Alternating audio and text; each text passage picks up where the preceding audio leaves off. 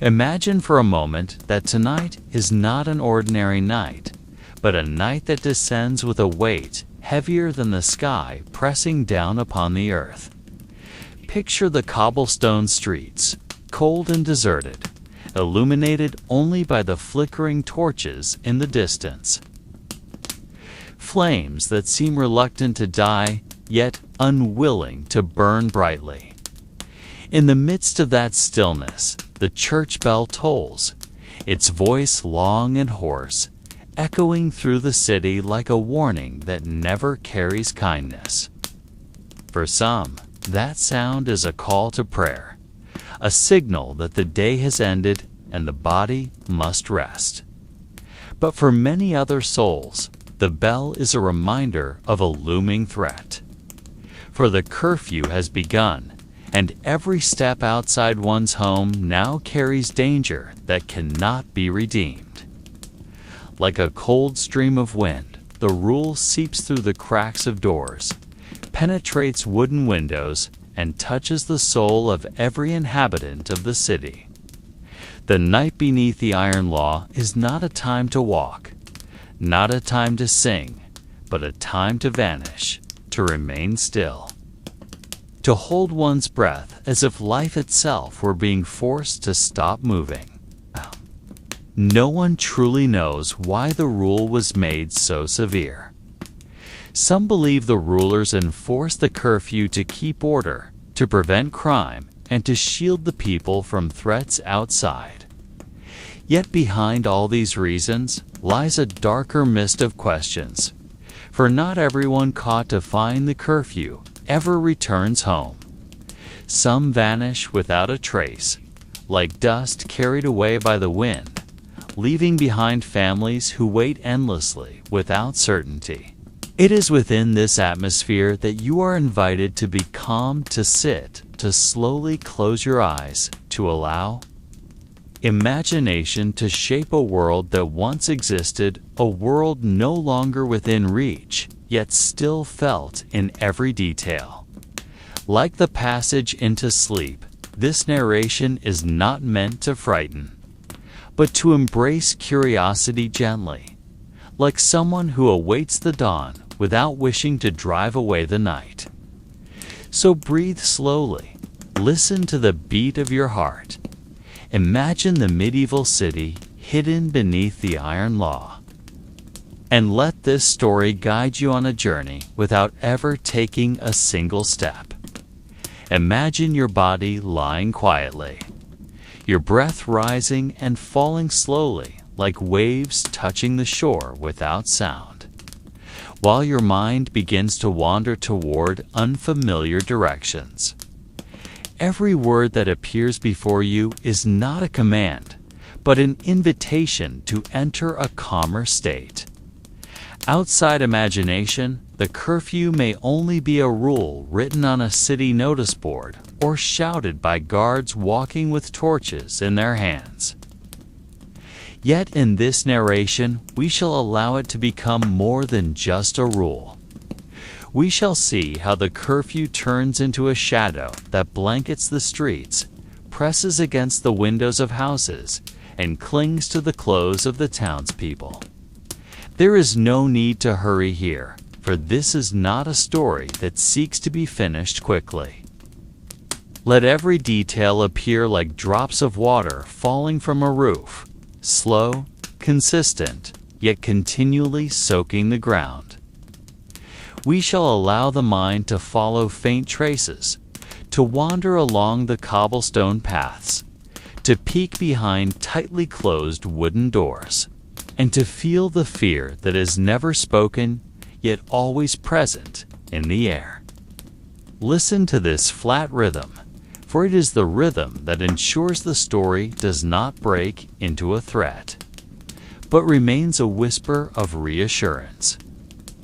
Remember that you are not within danger. You are merely observing, like someone seated at a distance, watching a bonfire without stepping into it. So let yourself remain in comfort, perhaps with your eyes closed or open, and let imagination lead. The city streets, The curfew and the iron law are not where you live, but only shadows that momentarily touch the mind. Like a long dream, the story will flow, wandering through the thickness of night, and you need only follow its course without resistance.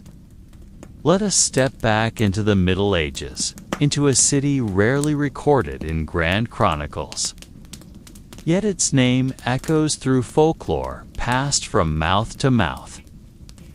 The year we imagine is around 1349, when Europe was struck by the plague, and the iron law served as the fragile bond holding society together so it would not collapse. This city, with its narrow streets and high stone walls, lay at the crossroads of trade routes that carried spices, fabrics, and stories from distant lands. But when night descended and the church bell tolled, all that bustle was severed like a thread cut by a knife. The streets turned silent, broken only by the flicker of torches held by patrolling guards.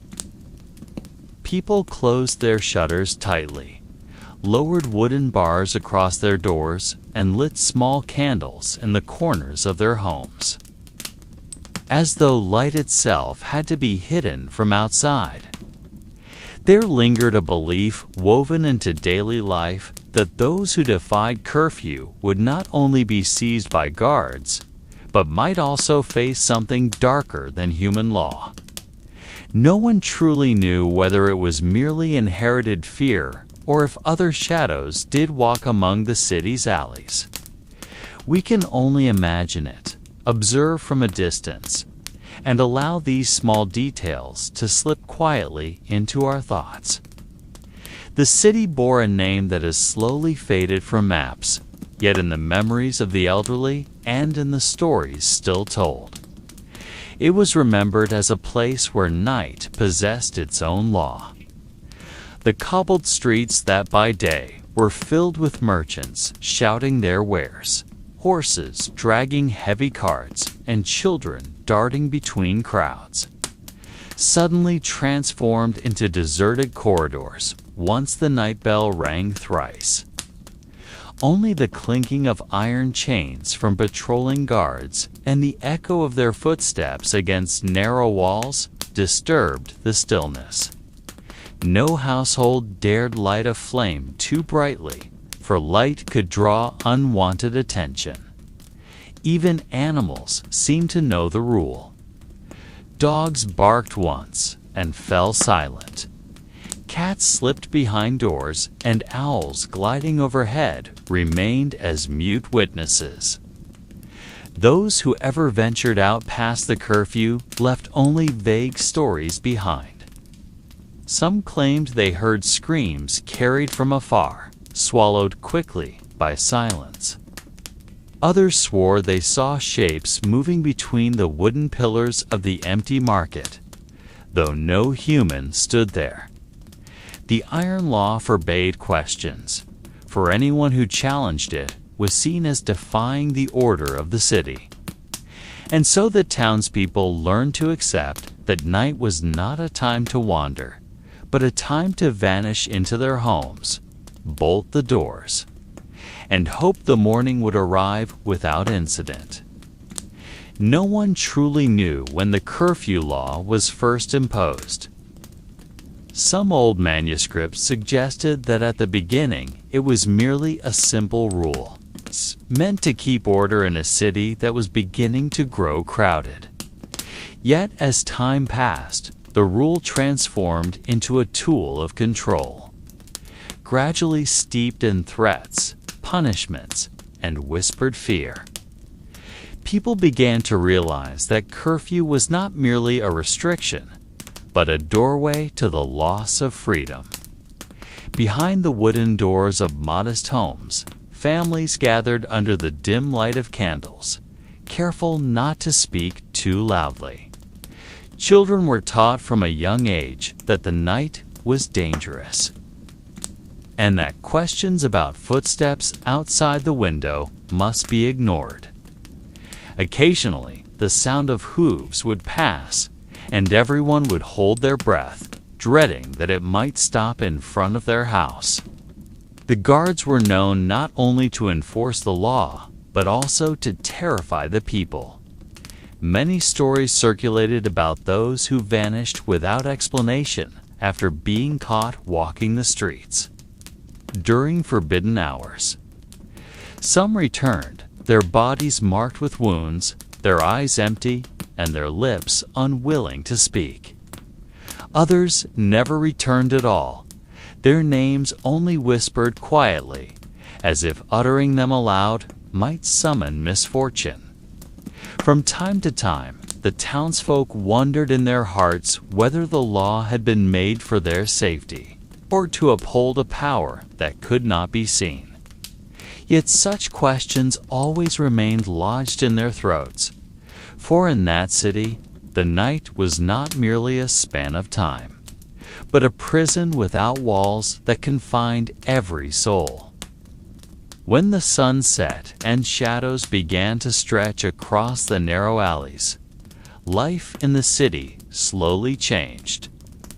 The daytime was filled with noise, the voices of merchants offering their goods, the aroma of spices and warm bread drifting from ovens, and children running through the cobbled streets.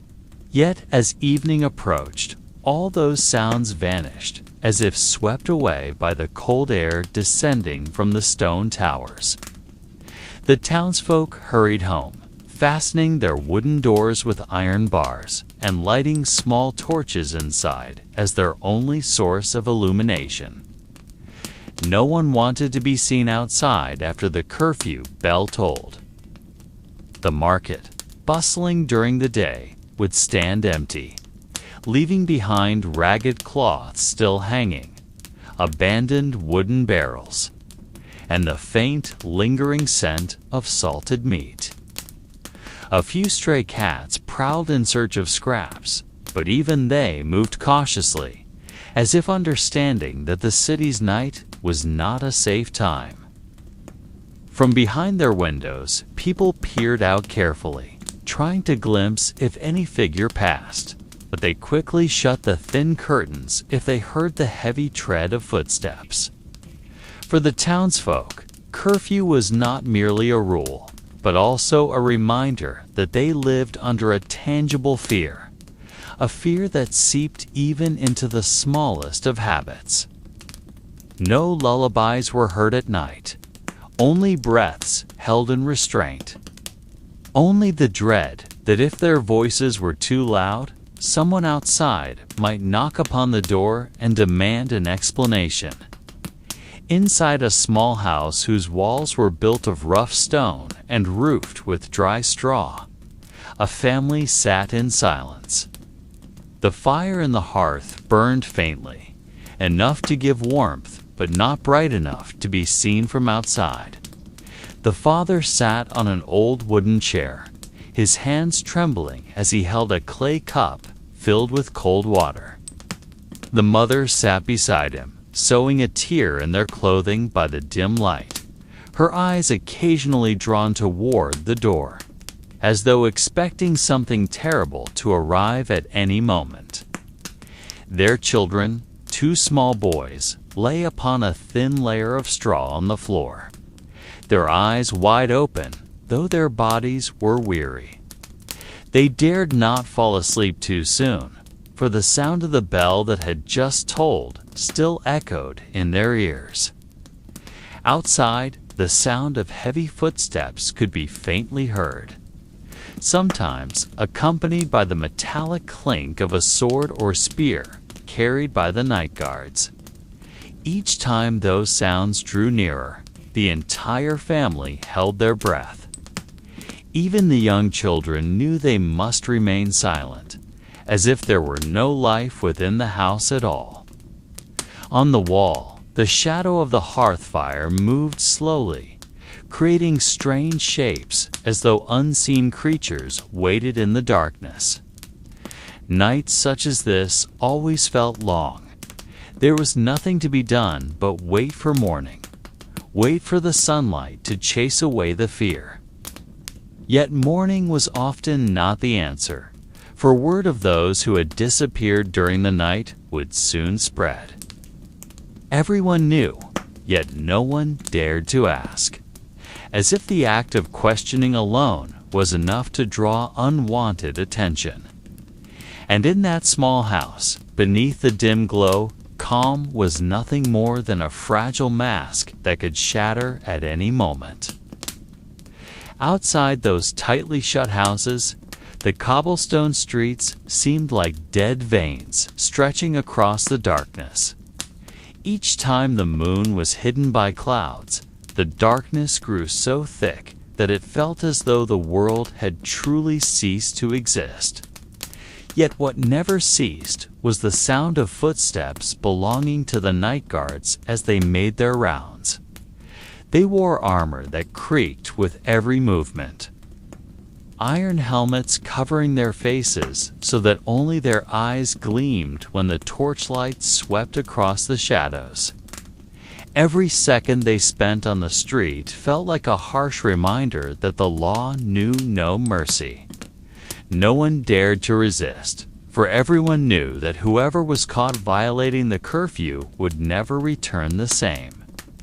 Some were said to be taken to damp underground chambers to be interrogated, while others were rumored to be cast out beyond the city, abandoned in swamps or forests to die slowly. But the tale most often whispered was that some were never seen again. No graves, no names, simply vanished as if swept away by the night wind. The footsteps of the guards would sometimes halt abruptly, followed by loud knocks upon the doors of any house suspected of being awake. None dared to open, yet if the door remained closed, the handle might be smashed open with weapons until it gave way. In such moments, those inside could only pray not to be judged guilty, for accusations required no true evidence, only suspicion. The streets under curfew became a silent stage where shadows and torchlight played the same drama of fear, night after night, without ever changing. And those who watched from behind the slits of wooden shutters could only feel smaller and smaller, as though they were fragile puppets in the hands of a law that never slept. There were times when, even after the curfew bell had tolled, a sole daredor was forced to walk those perilous streets. Imagine a simple man, a woodworker, who had just received news that his wife had fallen suddenly ill. In his house, there was no remedy, no healer, only a small child crying in the corner of the room. With his heart torn between fear and love, he decided to step outside in search of help. Every step of his feet upon the cobblestones sounded unbearably loud, as though the entire city could hear and condemn him. His breath caught in his chest, his heart thundered, and his eyes darted again and again toward the street corners where the torches of the guards might appear at any moment. He carried no lamp, relying only on the faint moonlight veiled by clouds.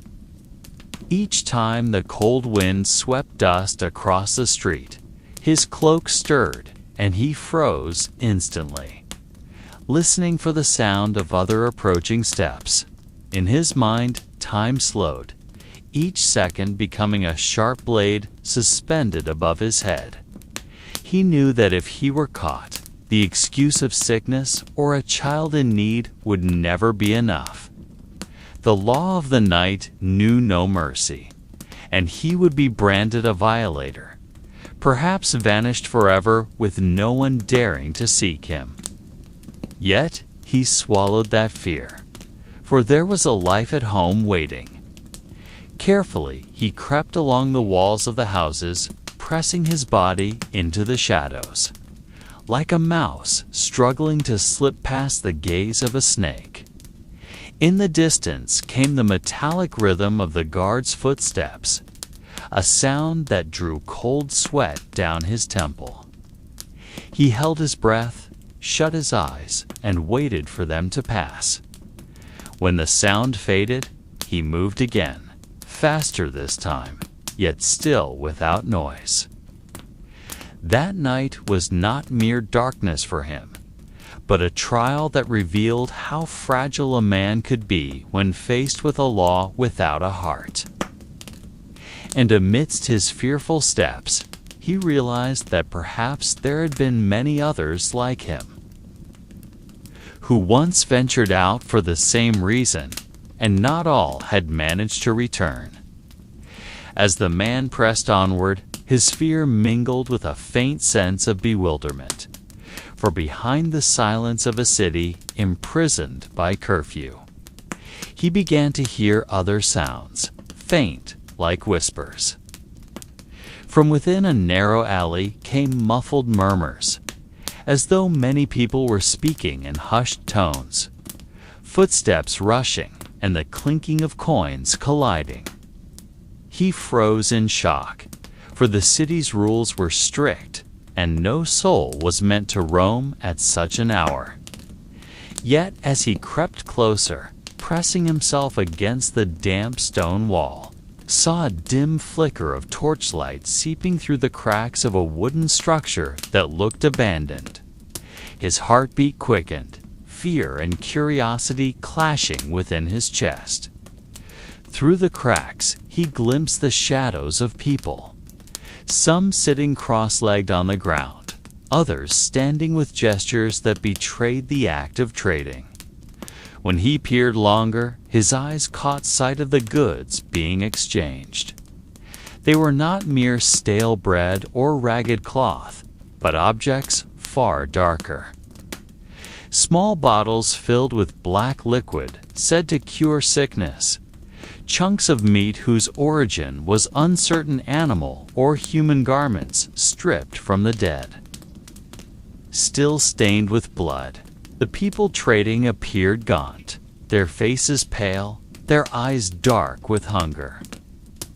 They did not speak loudly, only with subtle hand movements and silent stares, as though the entire affair depended on silence.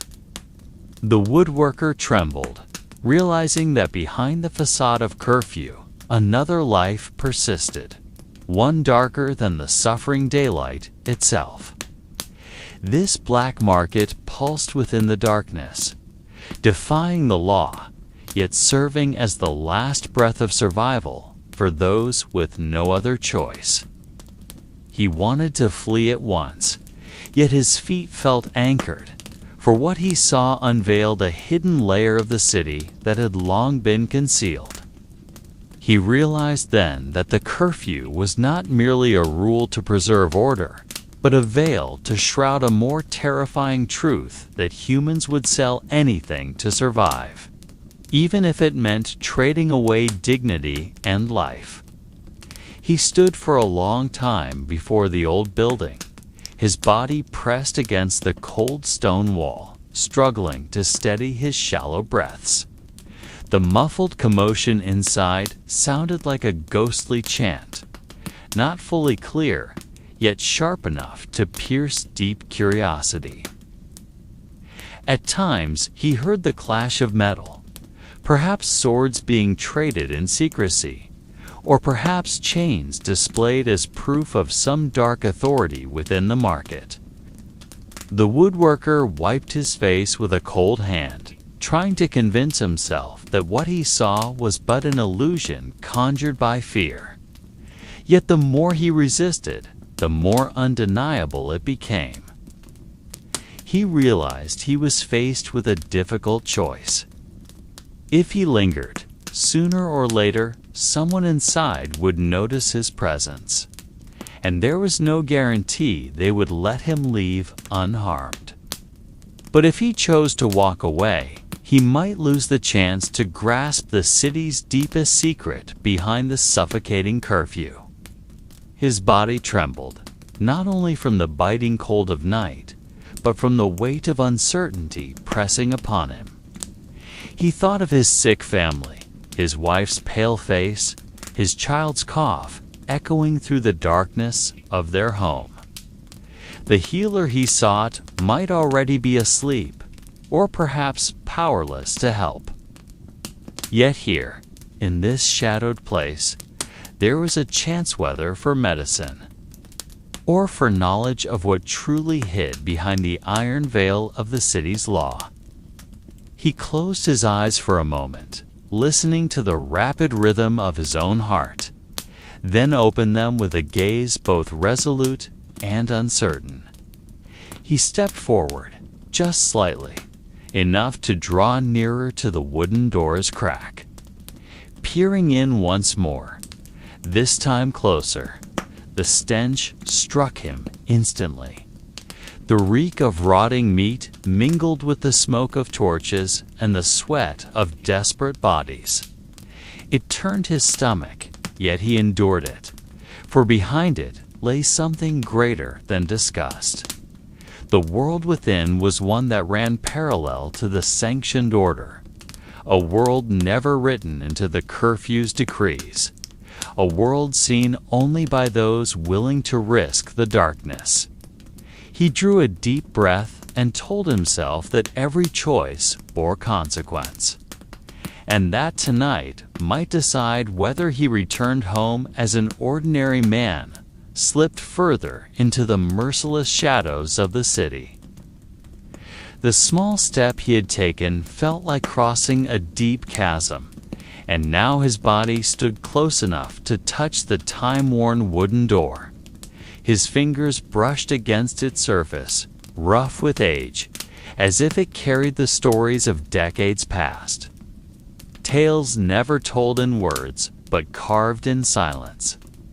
Through the narrow gap, he glimpsed shifting shadows figures engaged in hushed exchanges, as though reciting a forbidden prayer not meant to be heard by the heavens. He held his breath, then gently pushed the door, widening the crack just slightly. A dim torchlight seeped outward, brushing his face with a bleak orange glow. For an instant, he saw a long wooden table cluttered with strange objects. Rolls of fabric stained with blood, glass bottles filled with murky liquid, and a small chest tightly sealed as if it hid something precious or cursed. The people inside the black market appeared like shadows themselves, their faces half covered by cloth or hoods, their eyes darting about like wary animals.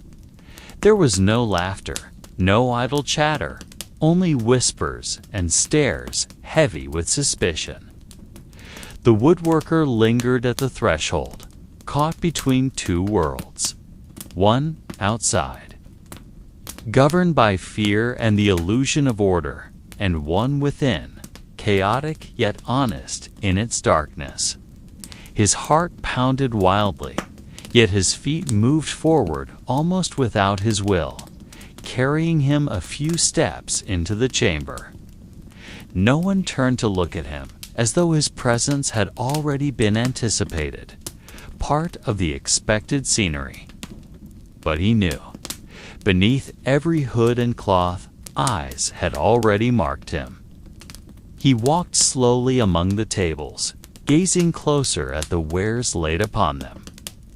There was a tarnished silver chalice, a mold-ridden book whose cover smelled of decay, bundles of dried herbs with pungent aromas, and in the corner a thin man weighing something upon a small scale, something that looked eerily like human teeth.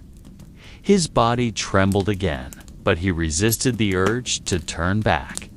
For him, everything he witnessed that night was a truth never found under the city's curfew.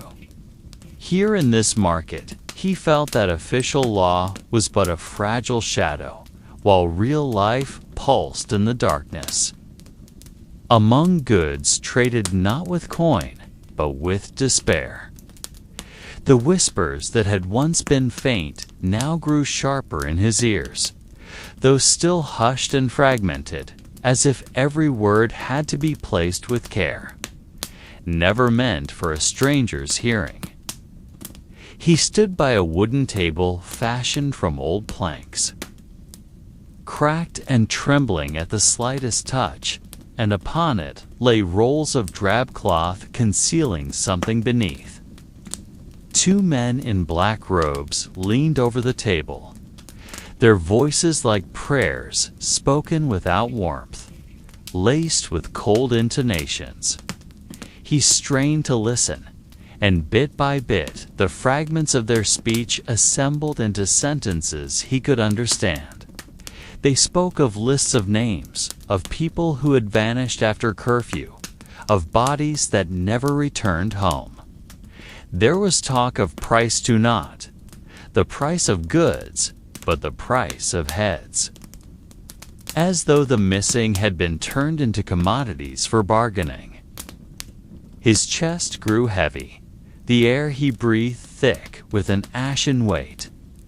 He lowered his gaze slightly, pretending to study the items on display so as not to draw attention, though his ears remained keen, swallowing every word.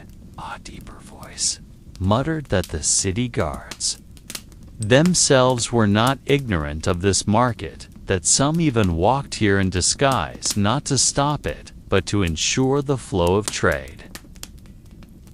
Continued smoothly, for behind every forbidden good there was coin that slipped into the hands of power. The woodworker's face paled, his thoughts racing as he realized the law he had obeyed all his life was but a thin mask, veiling a network of darkness far greater than he had imagined. Another whisper mentioned items unfit for light objects, carried from distant places, battlefields, villages burned to ash, monasteries abandoned, and graves dug open once more. The words slithered softly but cut deep, raising the hairs on his skin. He felt as if standing on the edge of an abyss, watching the world he thought he knew crumble, replaced by a truth far grimmer. Yet strangely, he did not turn away. Something within him longed to know more, as if fear had mingled with a hunger for truths buried beneath the rule of curfew. He remained frozen, listening, letting each word etch itself into his mind, and knowing this night might become the night that altered his life forever. In the darker corner of the market, he saw something that made his breath halt for a moment.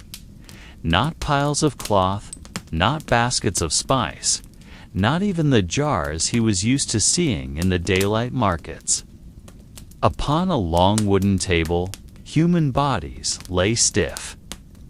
Some appeared young, their faces pale, while others were old, their skin wrinkled, all silent as though puppets drained of spirit. Several figures approached, examining them as if selecting goods, lifting arms, prying open mouths, brushing aside hair, and asking questions in voices so hushed they nearly dissolved into the air.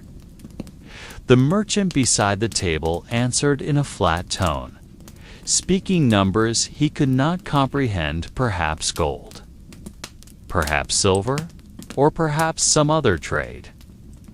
These were not all corpses. Some still drew breath, faint and shallow, their lives suspended by threads as fragile as cobwebs. He caught sight of a small girl, whose eyes fluttered open for a moment, her gaze vacant before they closed again. Her frail body manipulated by a rough hand, eager to present her to a potential buyer. There were no screams, no resistance, only a silence sharper than any cry. A man cloaked in deep blue bargained calmly, then handed something to the merchant, and the body was moved to a cart waiting by the side entrance of the market. The woodworker's face grew paler still, his hands trembling as he brushed the edge of the table before him. He realized this market was not only for forbidden wares, but for life itself, traded as a commodity valued by need and greed. Each moment stretched unbearably, as though time slowed simply to ensure he absorbed the full weight of the horror before him. He longed to turn away, to flee the suffocating space, yet his body remained rooted. A strange force bound him, as if the darkness itself now pulled at him, consuming everything he had once believed. The people around him showed no trace of pity. They moved and bartered, as though what lay upon the table were nothing more than ordinary wares cloth, spices, or iron. From the shadows, he noticed other faces, watching silently, waiting their turn, or merely observing without emotion, as though their hearts had long grown accustomed to such sights. In that silence, he asked himself when life had become worth less than the coin that glittered in another S-palm. As he tried to step away from the table, the sound of the bell from the city tower rang faintly, echoing through the cold stone walls. Its toll reminded him of the curfew soon to arrive, the hour when everyone must vanish from the streets or hide behind their doors. In an instant, the mood of the market shifted. Merchants hurried, slamming shut chests, draping their wares with ragged cloth, dragging carts into hidden alleys. Yet the swiftest to vanish were the market guards' figures, who seemed less like mere overseers of trade and more like the eyes and ears of the iron law that ruled the city. He noticed how the human bodies that had been sprawled upon the long table were now hastily carried into a hidden doorway in the back wall. Within moments, only the filthy floor remained, stained with marks and the faint trace of blood that had not been washed away.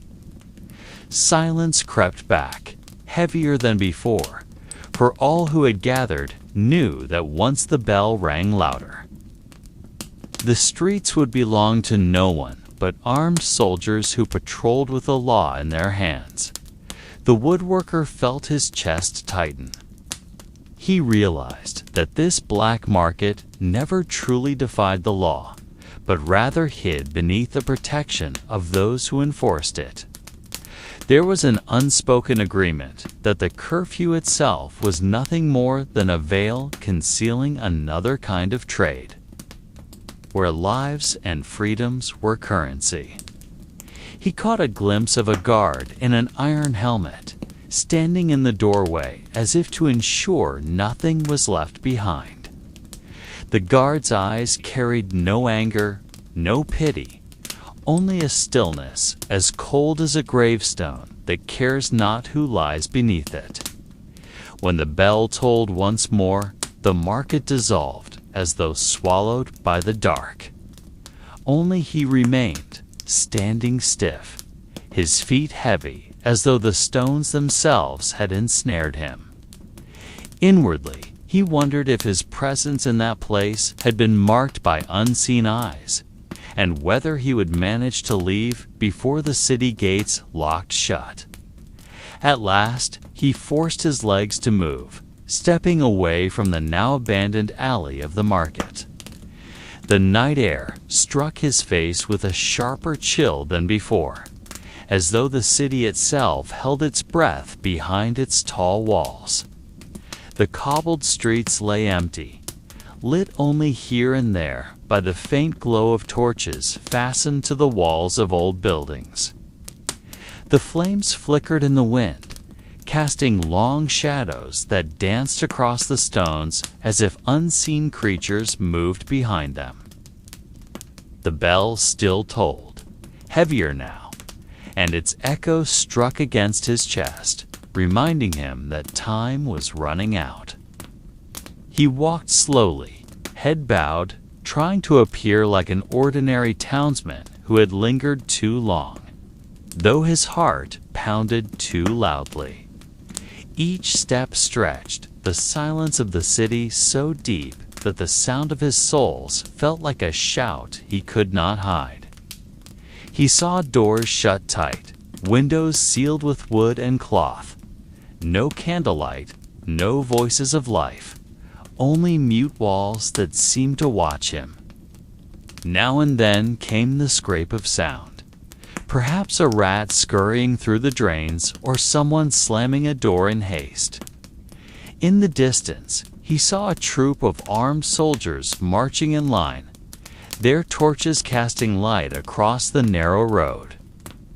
Their long swords hanging at their sides, their eyes sweeping every corner with no expression. He quickly slipped into the shadow of a building, holding his breath, pressing his body against the cold stone.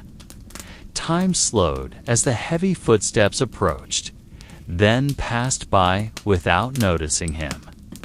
Relief came for a moment, but only for a moment, for from another direction came footsteps, again this time faster, like people hurrying in pursuit.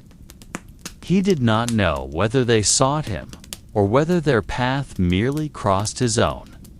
That night became a labyrinth, where every alley might offer safety or draw him into the grip of iron law.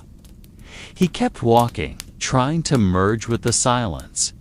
Yet within him, a whisper told him that once a man sees what should never be seen, he ceases to belong to the crowd, becoming instead a shadow forever pursued.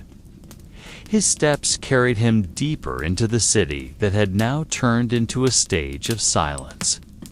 By day, these streets must be alive with merchants shouting, children laughing, and the creak of carts. But tonight, all of that was gone, leaving only faint echoes of a life that seemed never to have existed. He noticed that the cobblestones were not only slick with dew, but also stained with dark marks that had seeped into the pores of the stone for years. Those stains never truly disappeared, though rain had washed over them countless times. And it was said they were the remnants of blood from those who once fell under the law of night. No one knew how many souls had vanished, for the city's official records were always written in clean ink, never carrying the red trace of what truly had been. He turned toward one wall, where there was a faint carving resembling a sign, whether a secret symbol or simply the scratchings of children never erased. Its shape resembled a circle split by a broken line, and for some reason he felt as though the symbol stared back at him. The wind blew again, carrying a strange odor mixed of wet wood, sweat, and something sharper like rusted iron. He paused, closing his eyes, listening carefully. And from afar came the sound of metal striking metal, then silence once more, as though someone was testing a blade in the dark. The city felt alive in an unfamiliar way, as if walls, streets, and windows all breathed quietly, holding secrets that were never meant to be spoken. He moved on, passing an old well at a crossroads. The rope of the bucket hung limp, and within the well echoed the slow drip of water, each drop ringing out in long, monotonous rhythm. Some believe that old wells were places where spirits gathered at night, waiting to be summoned by whoever dared to linger too long beside them. He stepped away, for in its silence he felt as though the well was watching him. The night carried on. The bell no longer tolled, yet the stillness felt heavier. And from within the dark alleys, he felt the presence of unseen eyes following him, not only soldiers, but something born of the city itself. He walked further, his steps now feeling heavy, as if every stone on the street tried to hold him back from going any deeper. There was something different in the night air, not merely the cold, but an emptiness that seeped into his bones, leaving the body stiff while the mind grew ever more awake. He observed the shadows clinging to the walls of the buildings, seeming longer than usual, moving slowly like ripples on water, even though the wind had ceased to blow. A few windows remained slightly open, just a narrow slit, yet no candlelight escaped, only a dense darkness that felt alive. It was as if the inhabitants were watching from within, choosing never to reveal their faces. He thought about the harshness of the curfew, how with the toll of a single bell, everyone knew they had to vanish not merely for safety, but because there was a threat deeper than soldiers. The city's legends told that long before the law was decreed by rulers, there had already been an unwritten rule everyone obeyed, one that said the night did not belong to humankind, but to something that should never be named. Elders once whispered of unseen figures who walked alongside men at night, figures that could only be perceived through faint steps or strange odors carried by the wind. That was why the curfew was always draped in fear, not entirely born of soldiers, but of something far older than the city itself. He followed a narrow alley, and at its end he saw an old wooden gate half open. From its gap drifted colder air, like a long breath from an underground chamber. On the ground near the gate were scratches, as though something had once been dragged inside, leaving faint marks that were never cleaned away. He approached slowly, feeling his heart not beating faster, but heavier, as though his body was being forced to recognize that each step was a reminder of a boundary he was never meant to cross. He stopped before the wooden gate, sensing the damp aroma that seeped through its gap. The smell of wet earth mingling with something akin to rusted iron, perhaps old blood that had long seeped into the pores of the wood. The air around him was quieter than before. No footsteps of soldiers, no hum of insects. Not even the sound of wind, replaced by a silence that pressed against his ears. He touched the surface of the wood with his fingers, feeling the coarse grain etched with scratches, as though clawed or stabbed many times. Each mark seemed to hold a story never told, the story of those who perhaps once tried to flee or carve a way back to the light, but failed. Through the slit, he saw a darkness deeper than the night of the streets, a space that rejected light even under the watch of the moon overhead. He imagined that beyond the gate was not merely a cellar or hidden passage, but another world, a world deliberately hidden from the city's people. He recalled whispers he once heard of secret tunnels used by night guards to carry away those who violated the curfew. It was said that none ever returned once taken there. There were tales of chains clinking in the depths, sounds heard only by those who happened to pass too near this gate on the wrong night. He felt his heartbeat remain heavy, yet his body advanced step by step, pulled by a curiosity laced with a calming fear, like a nightmare too tranquil to leave. In his mind, he knew there was no reasonable cause to open the gate, yet there was no force strong enough to deny its call. He lingered longer before the gate, feeling time stretch slowly as though the world outside had halted. leaving him alone with the secret guarded behind the aged wood. His fingers traced the iron lock fixed at its center. Cold and heavy, rusted yet unyielding, as if it was built not to keep people out, but to restrain something within. He bent down, studying the ground before it, stained with dark patches, long dried. A brownish black that had seeped deep into the stone, as though from a fluid never fully erased despite countless rains washing over it. No signs of life, no sound came from beyond the gate, yet that stillness was more disturbing than any scream. He recalled the words of an old man at the market who said this gate was known as the mouth of night, a door that swallowed people without ever returning them the place where their last voices ceased with their breath. He closed his eyes, letting his ears sharpen, and in the silence he thought he could sense something pulsing beyond the gate, like a heartbeat faint and distant yet steady, as though the gate itself was a living being breathing from the darkness. He knew each step closer was a step into uncertainty, yet his body continued to move, as though caught in a current too strong to resist.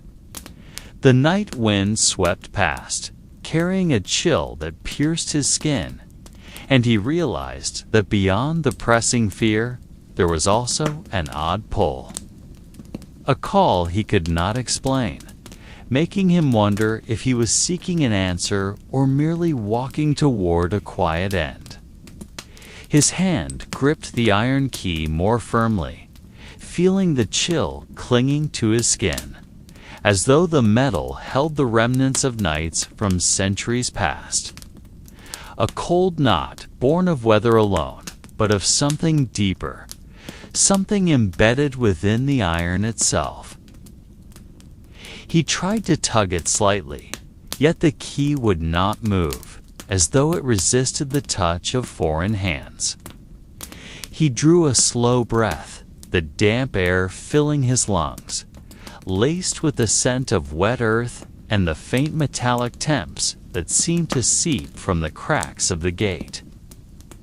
A soft creak of the lock stirred, as he pressed gently, just enough to make his body tense, and in that moment it felt as if the entire world had fallen silent, all sounds vanishing to grant space for the gate to speak its language of stillness.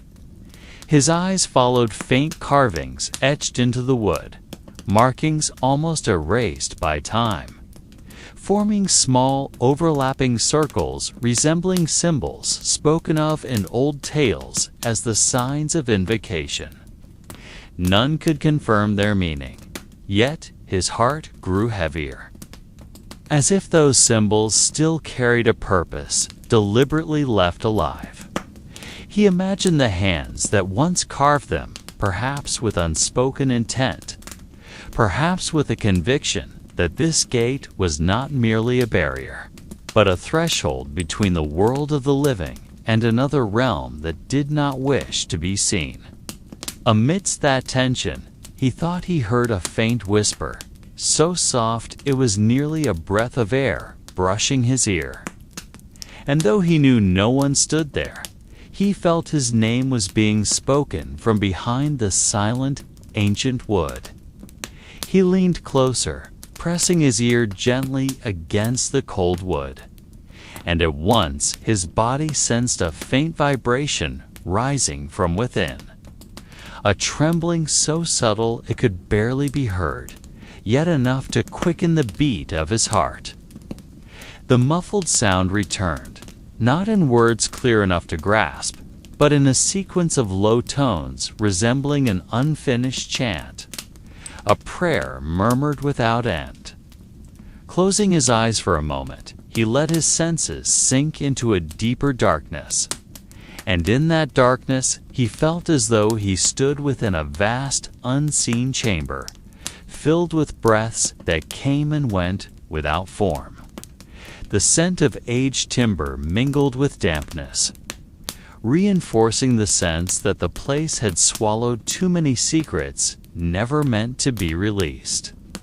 His hand still clutched the key, but now it felt heavier, as if the metal itself were slowly drawing him toward another world beyond his comprehension. He began to wonder within himself, was the sound real, or merely the echo of his own thoughts slipping further into the long embrace of night? The air around him grew colder, and the hair along his neck rose, as he felt something brush his shoulders so light. It was like the touch of hesitant fingers, yet when he turned, there was nothing. Only the looming shadow of the gate, standing tall in silence. Fear and curiosity entwined, binding him more firmly to this threshold, as though the entire night demanded he remain there, listening, watching, and never stepping away. With a hand trembling slightly, he lifted the key, gazing at it once more beneath the dimming torchlight. Noting the faint carvings on its surface, patterns looping endlessly, as if to tell a story without conclusion. As he brought it closer to the hole in the gate, the air around him seemed to hold its breath, as though the whole night waited upon the simple choice of his hand. The soft chime of metal meeting metal sounded as the tip of the key touched the mouth of the lock. And at once the whisper he had felt trembling from afar now pressed nearer, moving from within the wood into the chamber of his chest. He tried to turn it slowly, but the mechanism inside resisted, groaning faintly like an ancient creature unwilling to be roused. The more he pushed, the more a strange sound arose, a long sigh that seemed to come either from the gate or from the night itself. His torch wavered under the breath of wind shadows of the gate stretched long across the stone ground. And in that dimness, he felt as though an unseen presence stood just behind him, watching the motion of his hand upon the key. Yet when he turned, once again there was only the emptiness of cold air, a vacant corridor, and the heavy silence of night. Though his body was wrapped in unease, some invisible impulse bound him to persist, refusing to let go of the key. He knew that if he left now, the voice would follow him, etched upon memory, haunting his sleep, calling him back at another hour.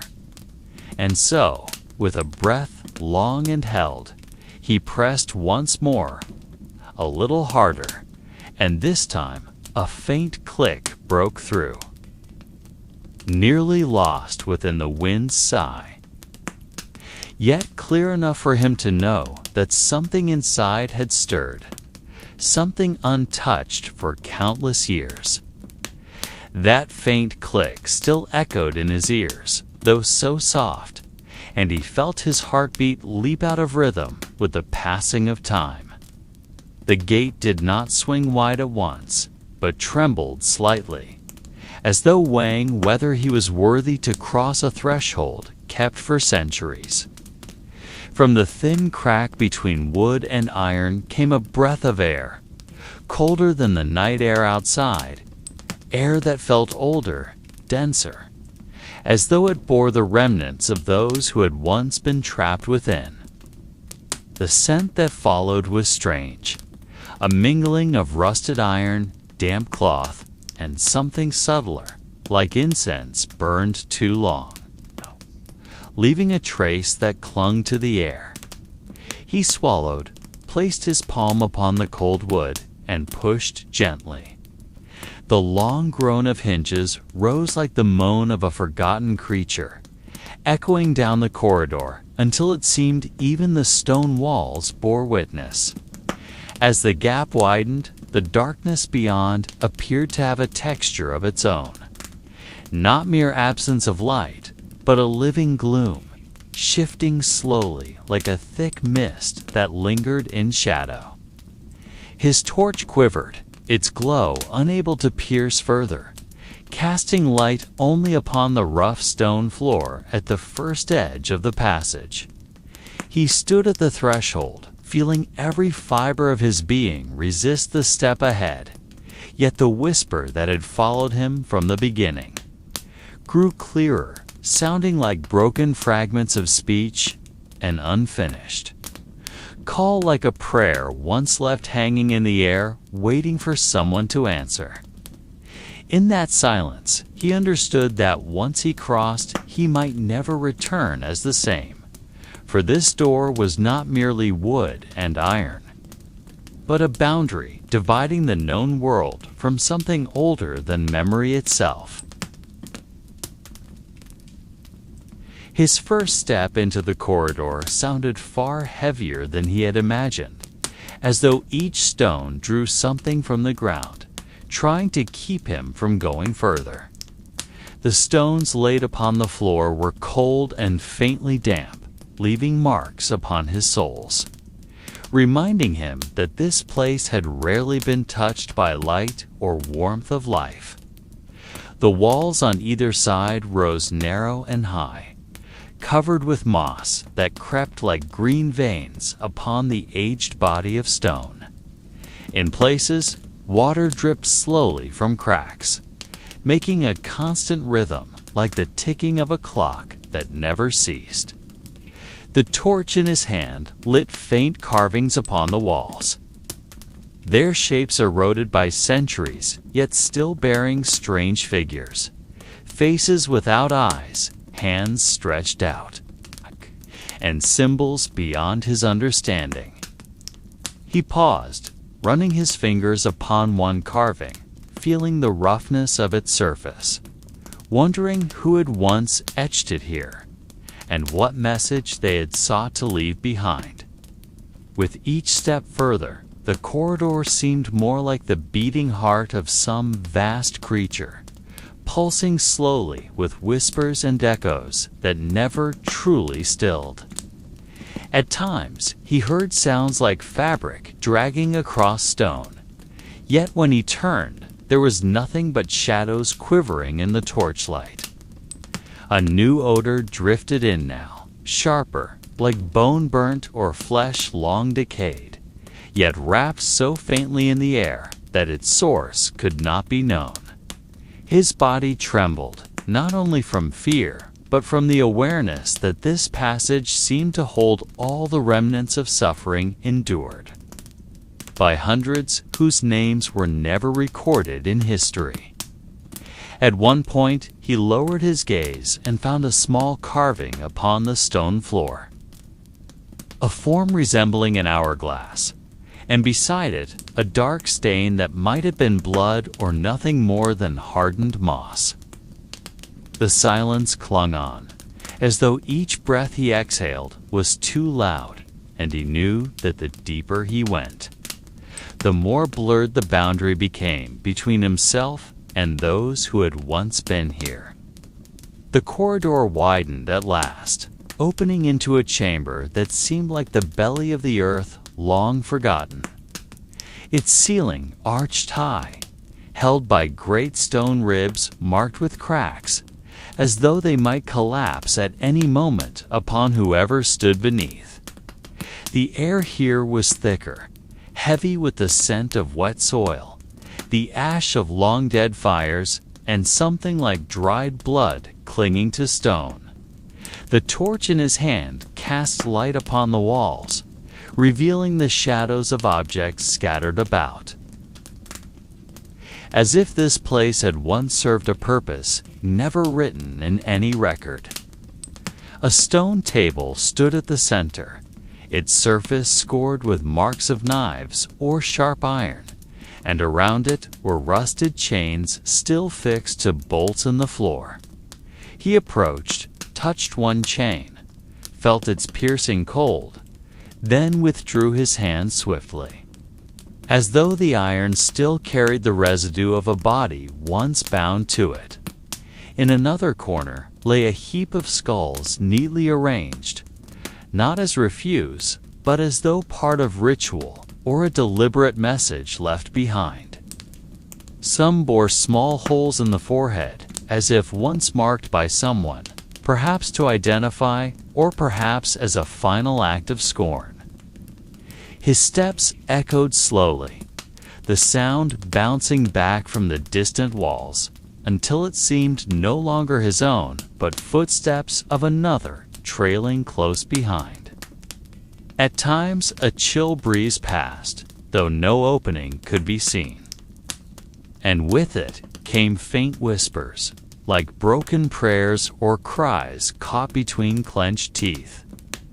He paused at the center of the chamber, listening, and the harder he tried to catch the sound, the more elusive it became, as though it withdrew each time he neared it. The torch shook in his unsteady grip, its light casting restless shapes on the walls, until it seemed the skulls themselves stirred. Turning slowly to face him with hollow sockets, he realized then this was not merely a place of storage, but a stage where silence had been made witness, and suffering turned into a kind of unspoken warning. Inwardly, he asked how many had breathed their last here, and whether the walls still carried the echoes of their cries. No answer came, only a deepening stillness that wrapped around him like a dark cloth across the eyes, leaving him unable to tell any longer what was real and what was shadow. He moved closer to the heap of skulls, as though something called him from within their hollow sockets that seemed almost alive beneath the flickering shadows. Each skull appeared to have been placed with care, not tossed aside, but arranged in a pattern that suggested meaning. Slowly he crouched, holding the dimming torch low, and saw that the skulls formed an almost perfect circle, with a single gap at the center, as though awaiting something to complete it. On the wall behind the circle, he noticed faint carvings, nearly erased by time, yet still recognizable as symbols unlike any he had seen on the surface of the city. They resembled a twisted cross merged with a spiral, encircled by intersecting lines like the strands of a spider's web. He traced the surface with his fingers, finding it smoother than the surrounding stone, as though someone had deliberately polished it over and over, so that it would endure through centuries. The longer he stared at the symbol, the stronger grew the sense that something sought release from behind the stone. Not an object, but a memory bound within it. He imagined those who might once have stood here, gazing at the same carving while reciting prayers or curses long since swallowed by silence. Perhaps the symbol was the key to understanding why the skulls were so arranged. Or perhaps it was nothing but an empty mark, designed to instill fear in whoever discovered it. He turned back to the circle of skulls and saw that some bore faint traces of red, whether blood or pigment lines drawn from one skull to another, as if the entire circle had once glowed during a rite no longer understood. In silence, he wondered whether those who lived above the ground knew of this chamber's existence, or if they chose not to care, for darkness is always easier to hide than to explain. As his torch dwindled, the carving's shadow stretched and thinned, taking the shape of a figure standing at the center of the circle. He froze, holding his breath, for the shape seemed to turn toward him, though he knew it was only a trick of light. Yet within the stillness of the chamber, he felt a gaze that could not be denied, a gaze that pierced him as though weighing whether he was worthy to learn the secret buried here, or whether he would instead become the next addition to the circle of skulls. As he dared to step closer to the center of the circle, his foot struck something hard hidden among the dust and fragments of small, scattered bones. He knelt, brushing the dust aside with his hand, and uncovered a small object half buried in the ground. It was shaped like a small iron box, rusted but still intact, with faint carvings upon its surface. The box seemed heavy, as though it contained something that ought not to be opened. He ran his fingers across the cold metal, feeling a chill unlike the dampness of the chamber, as if a frozen breath lingered within.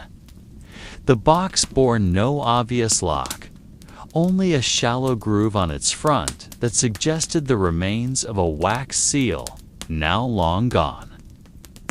As he carefully lifted it, a hollow sound echoed from within, as though something shifted faintly inside, sending a subtle vibration through his palm. He closed his eyes for a moment, feeling the object almost breathing, though he knew such a thing was impossible. Placing it at the center of the skull circle, in the gap that seemed designed for it, he saw the entire arrangement appear more complete, as if the emptiness had at last been filled. He stood in silence, imagining what might have once taken place in this chamber centuries ago. Perhaps the box had been the heart of a ritual now forgotten. Or perhaps it was nothing more than a container for something ordinary, yet it had borne witness to events that consumed countless lives. Examining the carvings more closely, he saw that they formed curved lines that crossed and intertwined, faintly resembling the symbol carved on the wall, though smaller and more detailed. The lines resembled branching rivers, yet also roots piercing deep into the earth. He recalled tales once heard of monks who encoded the world's secrets into patterns and shapes. For words were often too dangerous to leave openly written. Perhaps this was not merely a container, but a script, a hidden message legible only through some forgotten method. Pressing his ear against the iron, he imagined hearing faint whispers from within, voices too distant to decipher, yet clear enough to raise the hair upon his neck. The sound carried no tongue he recognized, only a wavering chant that rose and fell, like prayers repeated endlessly. Drawing a deep breath, he raised the torch higher to illuminate the circle more fully, and in that moment noticed something he had overlooked. Not all the skulls were human. Some bore shapes that were strange, longer, with jaws too wide or eye sockets larger than natural. A twist of unease churned in his stomach as he imagined the possibility that this chamber was not only a grave of men, but of something else as well, something history had deliberately chosen to forget. He stood rigid, staring at the box that now seemed to be the very heart of the chamber, binding each skull, each shadow, each carving on the walls into one invisible vortex. The torch trembled faintly in his grasp, its flame thinning as if about to die, only to flare again with a breath of air from some unknown source. The chill he felt was not merely from damp stone, but a cold that seemed to seep from within his own body, a cold that carried both fear and an unshakable curiosity. The box sat in stillness, yet its silence was more terrifying than any motion. It was like a mute watcher, knowing more than anyone, holding secrets too immense to be revealed. Slowly, he stretched out his hand again, brushing the side of the box with his fingertips before pressing against the groove where wax had once been sealed. Nothing happened, but when he laid his palm flat upon it, he felt the faintest throb. A pulse that stirred behind the iron. The rhythm was weak, yet clear enough to freeze him in place. He drew his hand back quickly, gazing at the object with a mixture of horror and fascination. The skulls encircling it seemed to shift, or perhaps it was only his imagination, yet he sensed that their hollow sockets now fixed upon the box instead of him. He stepped back, trying to steady his breath, but the chamber pressed tighter around him, the air growing thick. And the torch now carried a harsher stench, like smoke laced with sulfur that clung to his throat. Closing his eyes briefly, he sought calm, then reopened them to see that the symbols upon the walls had begun to glimmer faintly. It was not a bright light, but a soft sheen like dew on morning leaves, except it issued from stone rather than sunlight. He moved closer, tracing the glowing lines, realizing that the carvings formed a vast circle, perfectly mirroring the circle of skulls. The chamber itself had become a double vessel, one ring of stone and one of bone, with the iron box at their shared center as though it were the key that bound them. In the silence, he thought he heard footsteps above, along the long-dead cobbled streets. But he knew there was no one there. Perhaps it was only the echo of the past, trapped in this space like a voice never granted release. He wondered then if anyone had ever tried to open the box, or if all who entered had chosen to leave it untouched, too afraid of what might emerge. And within that stillness, almost hypnotic, he felt the tension of waiting, as if the chamber itself held its breath, anticipating a decision. Whether he would abandon the box as it was, or attempt to open it, though he did not know how. He raised the torch higher, trying to drive away the shadows that lingered in the corners. Yet the light only cast longer silhouettes, as though each wall carried its own hidden life. The iron box at the center gleamed more clearly now, its cold surface reflecting the flame in a manner that was unnatural. Not like ordinary metal, but as if forged from some substance long forgotten by humankind. He stepped forward once, paused, then again, each movement weighed down by the density of the air pressing upon him. Inside, he felt the struggle between two forces: the instinct to flee and never return, and the strange pull to uncover what lay within the box. His mind imagined the possibilities, perhaps only dust and fragments of bone. Perhaps an object once deemed sacred, or perhaps something that could not be contained by space or time. He envisioned the grave diggers who once brought nameless corpses here, their hands soiled, their faces blank, their eyes hollow, as though they were nothing more than extensions of the city's unwritten law. He wondered if the box had once been part of some dark ritual, or merely a vessel for human remains the earth refused to take. Beyond this chamber, the world might still move in its rhythm, merchants shuttering their stalls, church bells ringing, but here time had stopped, and only the faint pulse he had once felt within the box reminded him that something remained, something waiting.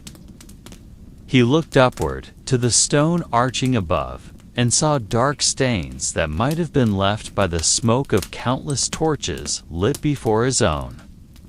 He imagined the shadows of those who had come and gone, leaving either with fear or with relief, their silence preserving this secret in its burial.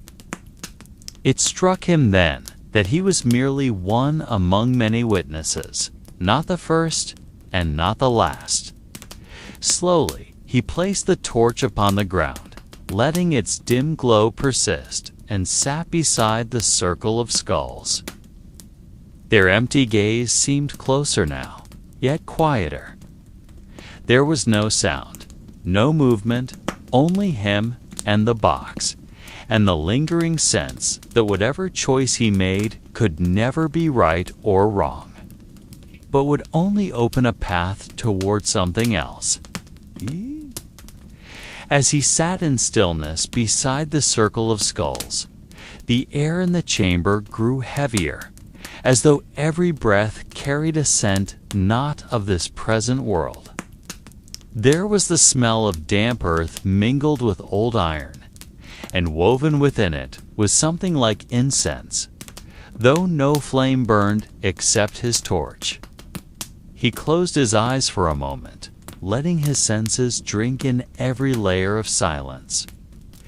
In the darkness of his own making, he felt as though the walls were whispering not with words, but with echoes of feelings that could not be named. The iron box before him no longer seemed like a mere object, but the center of something greater, perhaps a memory, perhaps a curse, or perhaps only a vessel for a story too heavy for human tongues. He recalled a tale once told by an old man in the marketplace.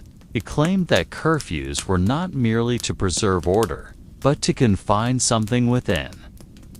The bells that tolled in the distance, he said, were not to mark the passing of hours, but to honor an ancient covenant that must be kept, so that the streets remained safe from what was unseen. He began to wonder if this box was part of that covenant, something forbidden to open because it would release what had long been restrained. Out there, people might believe curfew was only law, and that those who vanished were taken by human hands. Yet here, amidst shadows and bones, another possibility felt more tangible, that the missing were claimed not solely by law, but by something waiting for the door to be unsealed. He opened his eyes again, watching the torch dim, and realized he may have lingered too long. Yet the pull was irresistible, a conviction that to understand this city, he must understand the secret held within the silent iron. The skulls continued their eyeless stare, and he felt as though their gaze was not meant to frighten, but to warn.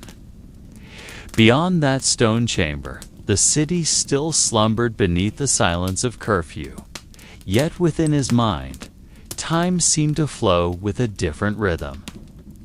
He imagined how the guards on patrol might not merely walk to watch over men, but to close their eyes against something older than their own laws.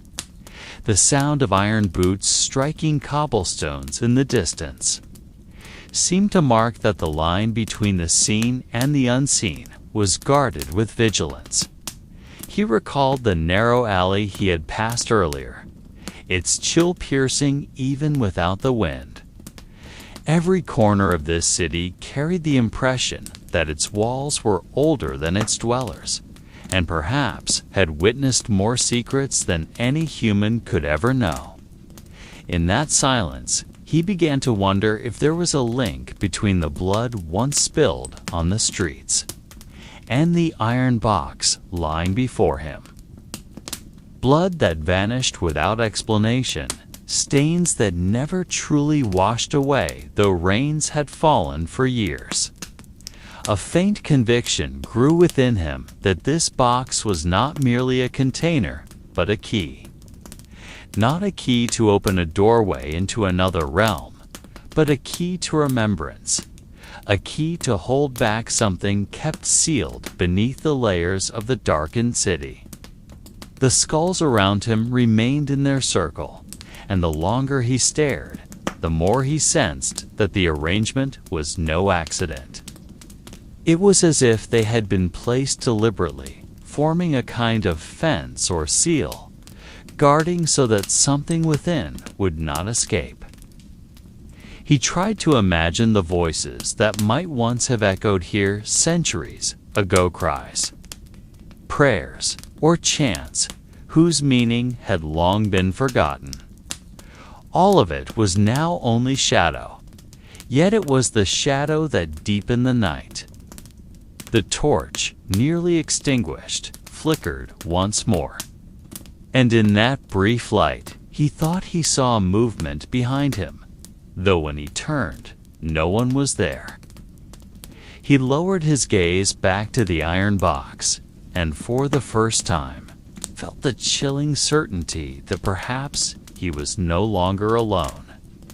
As the feeling pressed harder, he sensed the air in the underground chamber growing heavier, as if the entire city above were weighing upon his body from every side. The torch's dim flame now left only a small circle of light, drifting slowly with the motion of his hand.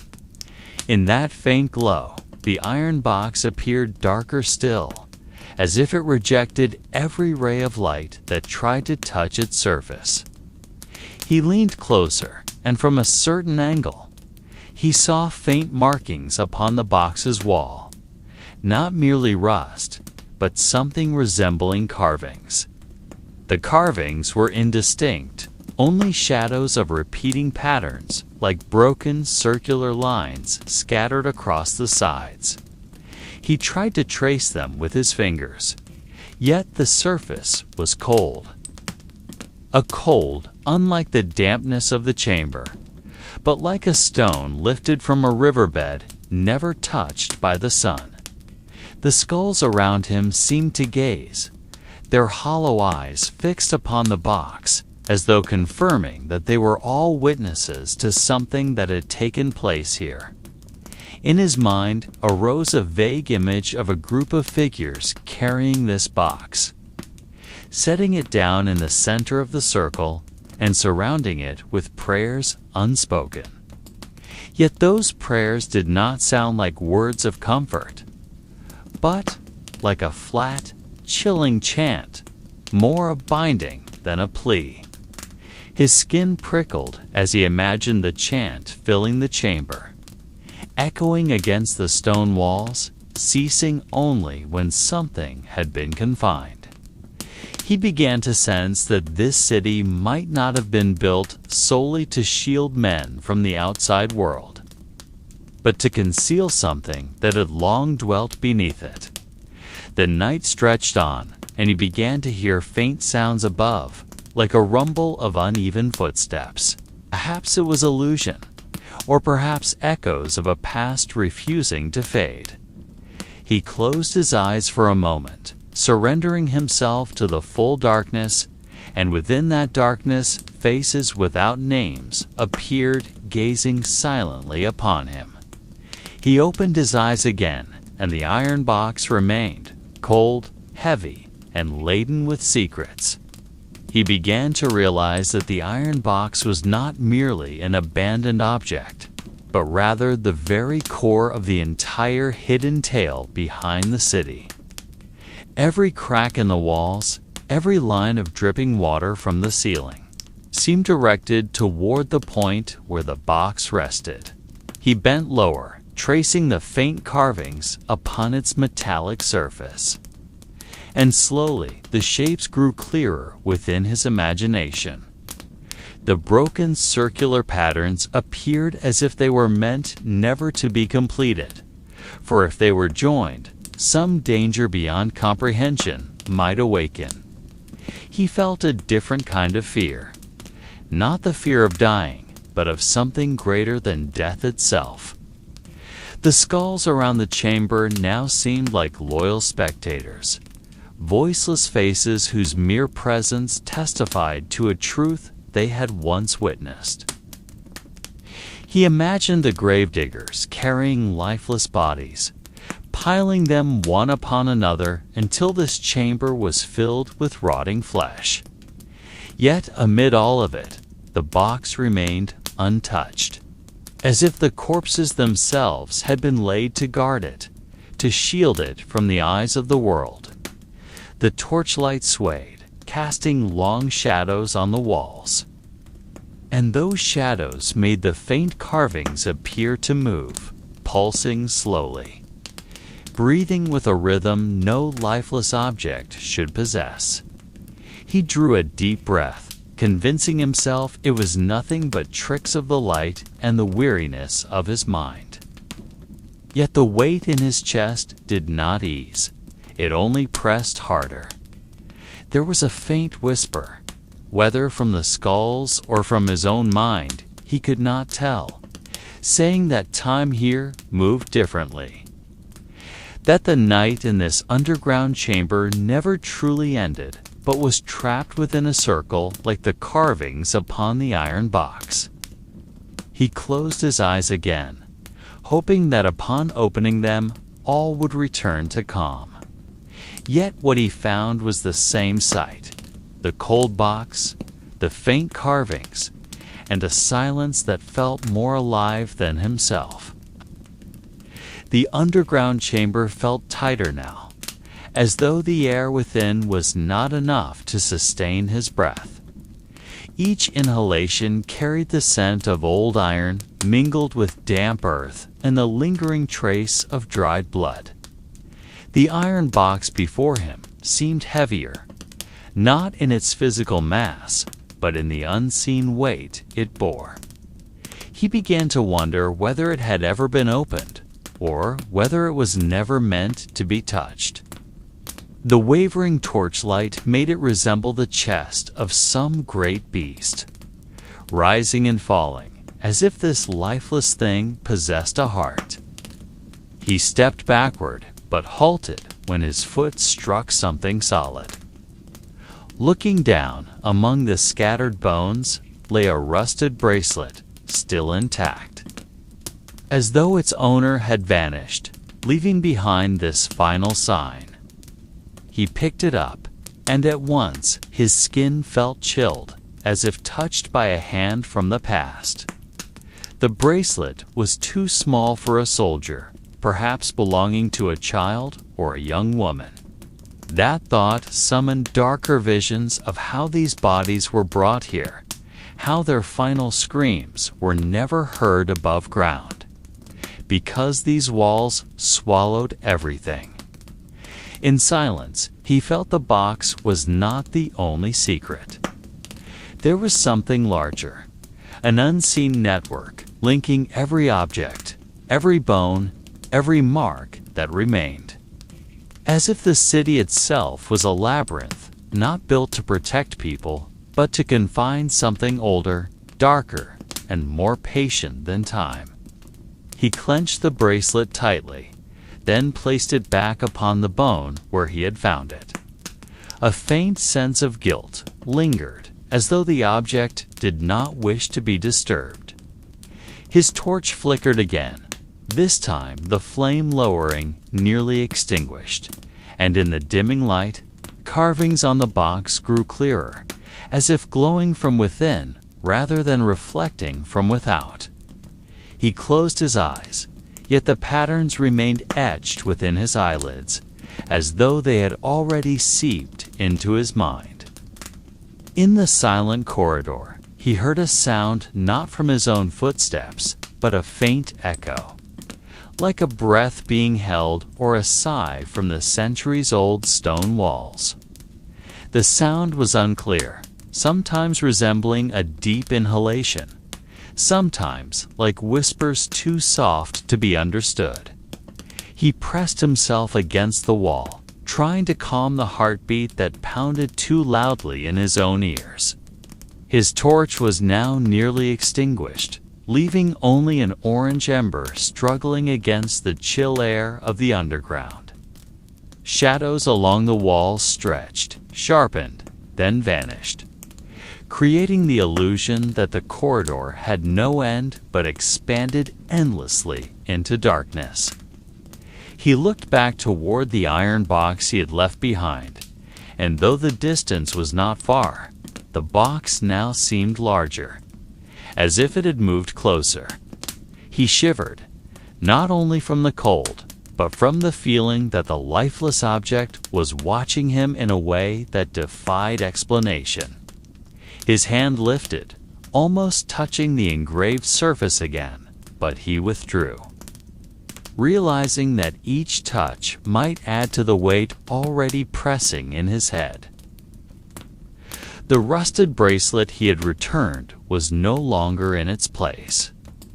The bone it had rested upon remained, but the bracelet was gone, whether rolled away or shifted of its own accord.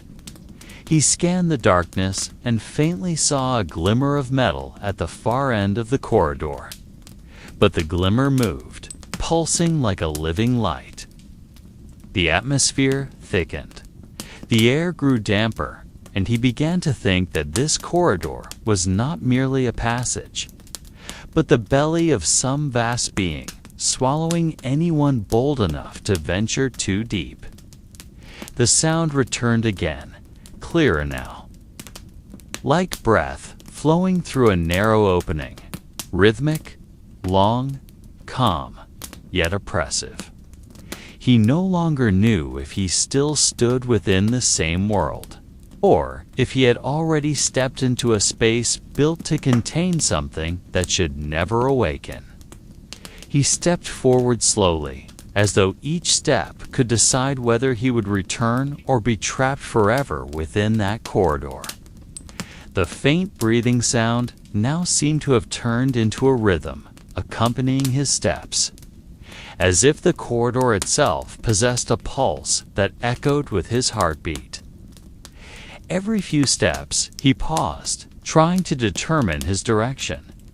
But the more he tried to listen to the silence, the more he realized that the silence was filled with something that did not belong to him. The stone walls began to feel closer, as if narrowing, pressing his body with the cold that dripped from the cracks. His small torch finally went out, leaving him with true darkness, where his eyes could no longer distinguish space from shadow. Yet within that darkness, he saw another light, not fire, but a greenish glow seeping from cracks in the floor, like blood that leaked yet shimmered. He crouched, attempting to touch, but quickly withdrew, for the floor surface was warm, pulsing like the skin of a living being. From the depths of the corridor came the sound of movement, slow, dragging, heavy, yet never approaching. He only heard it, never saw it, and that made his fear denser. The iron box he had left behind now felt as though it was present once again behind him, though he did not dare to turn. The air grew more stifling, his body heavier, and within his breathing he felt something whispering directly into his mind, not through his ears, but through thoughts he could not control. The words were unclear, only fragments of sound, but they carried the sensation that he was being summoned to sit, to remain still, to become part of the silence that had filled this corridor for centuries. He stood at the edge of a decision he had never imagined, whether to turn back, though the way home might already be gone, or to step deeper, following the green glow that seemed to wait with patience.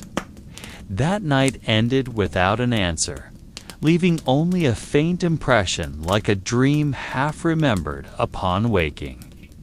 The streets of the city remained damp with dew and blood that never truly dried, and in the air still lingered the echo of a bell that once marked the curfew, though no one rang it anymore. No one knew where the man had gone, whether he returned safely or vanished with the green glow in the underground corridor. People only saw footprints that stopped at the threshold of the stone door, as though he had paused there and then was swallowed by something that left no trace.